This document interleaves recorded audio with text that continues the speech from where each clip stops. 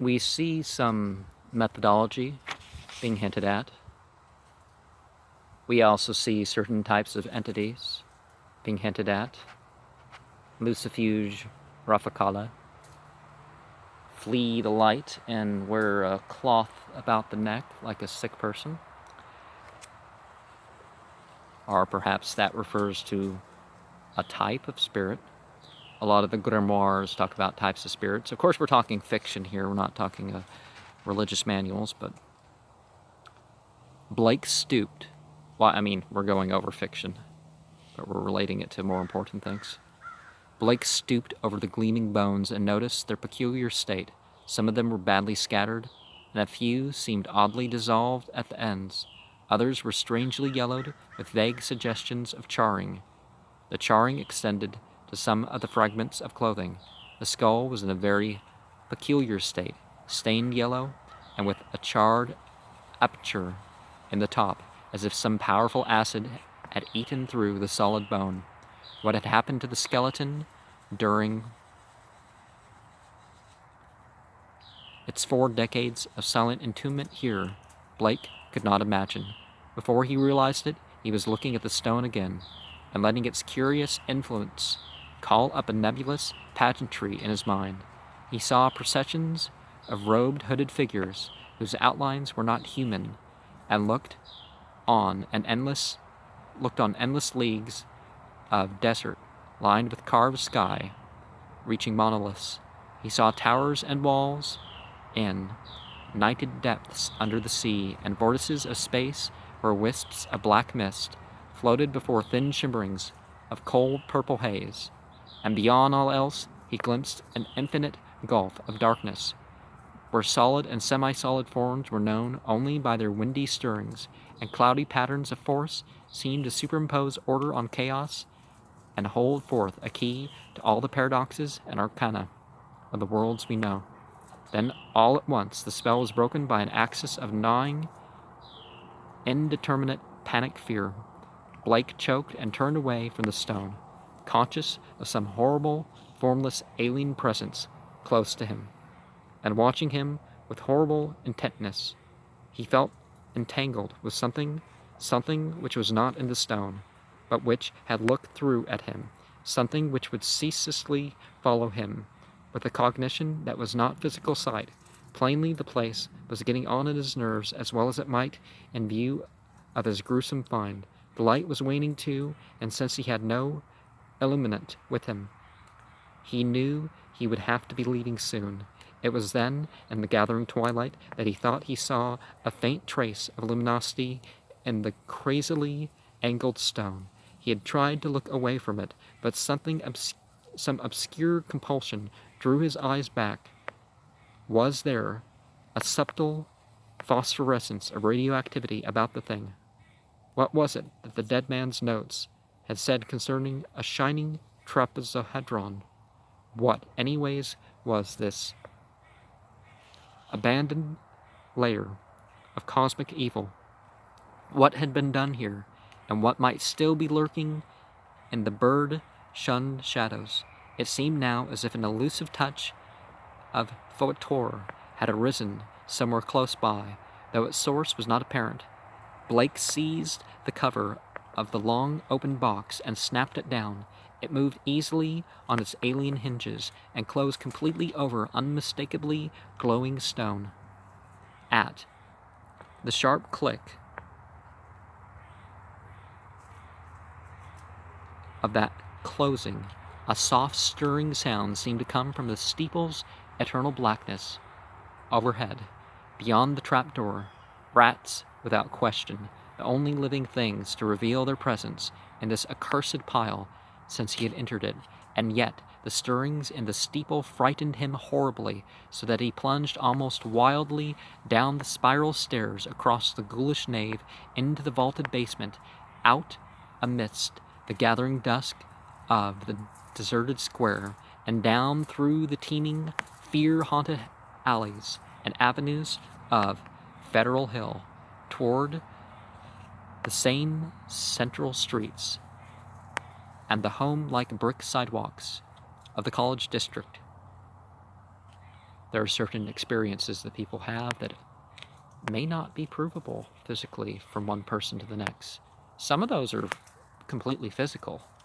I witnessed stuff in the lab that apparently 10 years later, oh, that can't be. It's like, and then there's papers published 10 years later about it. Thank you very much. Or at least, became common knowledge at that point. I'm not sure when things were first published about what I'm thinking of, but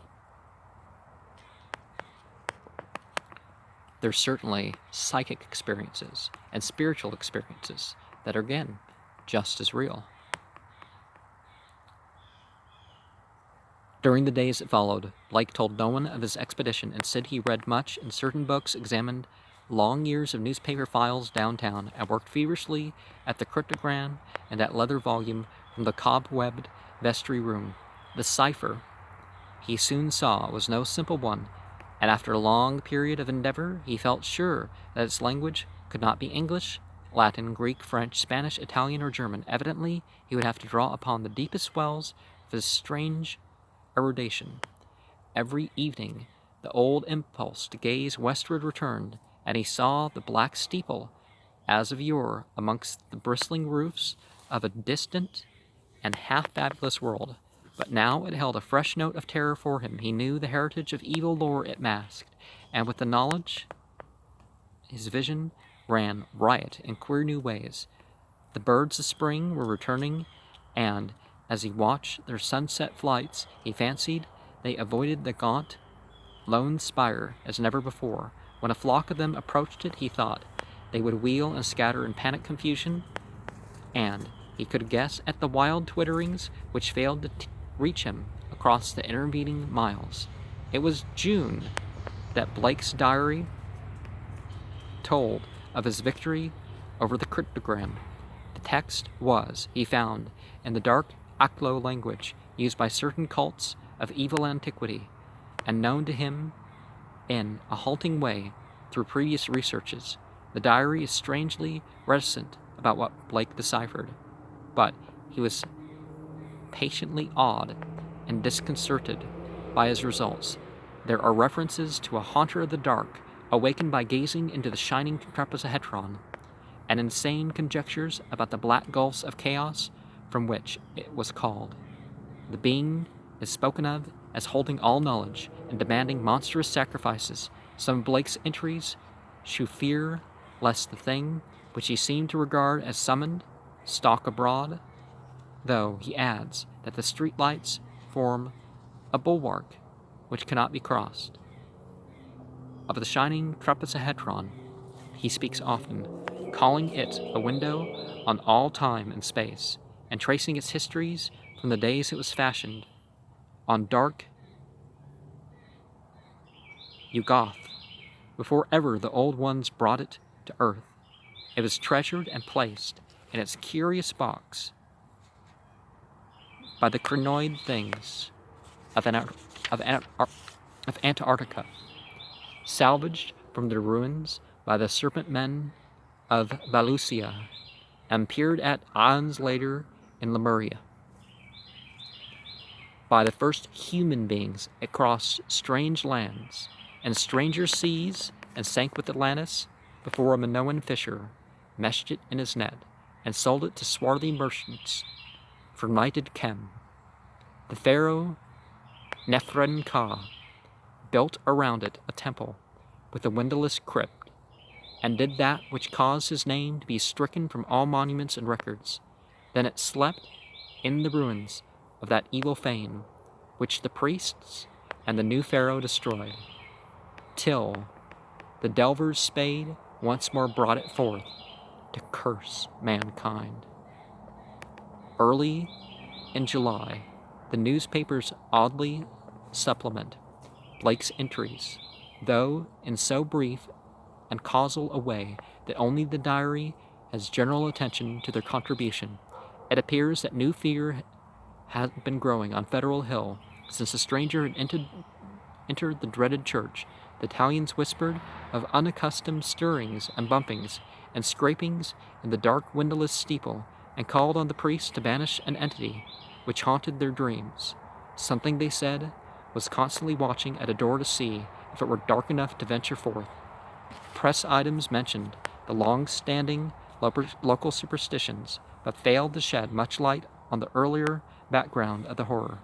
It was obvious that the young reporters of today are no antiquarians. In writing of these things in his diary, Blake expresses a curious kind of remorse and talks of the duty of burying the shining trapezohedron and banishing what he had evoked by letting daylight into the hideous jutting spire. At the same time, however, he displays the dangerous extent of his fascination and admits a morbid longing pervading even his dreams to visit the accursed tower and gaze into the cosmic secrets of the glowing stone. Now, there are 3 types of dreams. The dreams of your own psychology that are largely just processing the information that you encounter in your waking life. There's the dreams from the devils among the male and female entities. Some of them you can't really tell which they are, but you know what I mean, the jinn. And there are the dreams that are sanctioned by God, but if you want to protect yourself, no priest is going to be able to accomplish what you can yourself in protecting your dream life. Then something into the journal on the morning of July 17th, thrown the diarist into a veritable fever of horror. It was only a variant of the other half-humorous items about Federal Hill restlessness, but to Blake it was somehow very terrible indeed. In the night, a thunderstorm had put the city's lighting system out of commission for a full hour, and on that black interval the Italians, nearly gone mad with fright, those living near the dreaded church, had sworn the thing in the steeple had taken advantage of the street lamp's absence and had gone down into the body of the church, flopping and bumping around in a vicious, altogether dreadful way. Toward the last, it had bumped up to the tower, where there were sounds of shattering of glass. It could go wherever the darkness reached, but light would always send it fleeing. When the current blazed on again, there had been a shocking commotion in the tower, for even the feeble light trickling through the grime-blackened, boarded windows was too much for the thing. It had bumped and slithered into the tenebrous steeple just in time, for a long dose of light would have sent it back to the abyss whence the crazy stranger had called it. Much like in the grimoires, where they really start the magical operation before they get to the point where they're like months in or days in or whatever the case is. During the dark hour, praying crowds had clustered around the church in the rain with lighted candles and lamps, somehow shielded with folded paper and umbrellas, a guard of light to save the city from the nightmare that stalks in the darkness. Once, those nearest the church declared the outer door had rattled hideously. But even this was not the worst.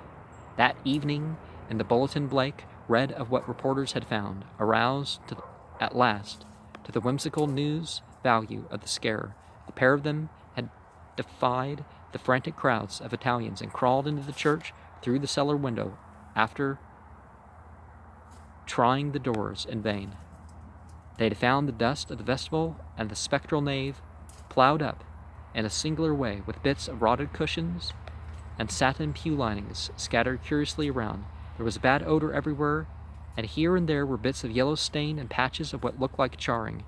Opening the door to the tower and pausing a moment at the suspicion of a scraping sound above, they found the narrow spiral stairs, white, roughly clean. And the tower itself, a similarly half-swept condition existed. They spoke of the heptagonal stone pillar, the overturned Gothic chairs, and the bizarre plaster images, though strangely enough, the metal box and the old mutilated skeleton were not mentioned.